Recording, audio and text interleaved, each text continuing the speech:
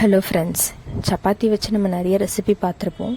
இப்போது சைடிஷ் இல்லாமல் சப்பாத்தி வச்சு நம்ம எப்படி ரெசிபி பண்ணுறதுன்னு பார்க்கலாம். இந்த சில்லி சப்பாத்தி செய்கிறதுக்கு 10லேருந்து 15 சப்பாத்தி நல்லா சுட்டு எடுத்திருக்கேன். அதை நல்லா ரோல் பண்ணி இந்த மாதிரி கட் பண்ணி வச்சுக்கோங்க. கட் பண்ண சப்பாத்தியை பாத்திரத்தில் மாற்றிக்கோங்க. இப்போது சில்லி சப்பாத்தி செய்ய தேவையான பொருட்கள் என்னென்னு பார்க்கலாம் வாங்க. எண்ணெய் எடுத்துக்கோங்க. ஒரு 3 மீடியம் சைஸ் வெங்காயத்தை நீட்டாக கட் பண்ணி வச்சுக்கோங்க. 2 பச்சை மிளகாய் எடுத்துக்கோங்க. இஞ்சி பூண்டு விழுது நல்லா அரைச்சி வச்சுக்கோங்க. 2 தக்காளி, ஒரு குடமிளகா, ரெண்டுத்தையும் கட் பண்ணி தனியாக வச்சுக்கோங்க. இப்போ மசாலா மஞ்சத்தூள், உப்பு, வெறும் மிளகாத்தூள், தனியாத்தூள், சோம்புத்தூள், அப்புறம் டொமேட்டோ பேஸ்ட். இப்போ கடாய் வச்சுக்கோங்க. கடாய் நல்லா ஹீட்டானோடனே எண்ணெய் ஊற்றிக்கோங்க. அதில் 2 பச்சை மிளகா போட்டு நல்லா வதக்கி விட்டுக்கோங்க. அதுக்கப்புறம் நம்ம வெங்காயம் சேர்த்துக்கலாம். அதை நல்லா கிளறி விட்டுட்டு இஞ்சி பூண்டு பேஸ்ட் போட்டுக்கோங்க. அது நல்லா பச்சை வாசனை போகிற அளவுக்கு வதக்கிக்கோங்க.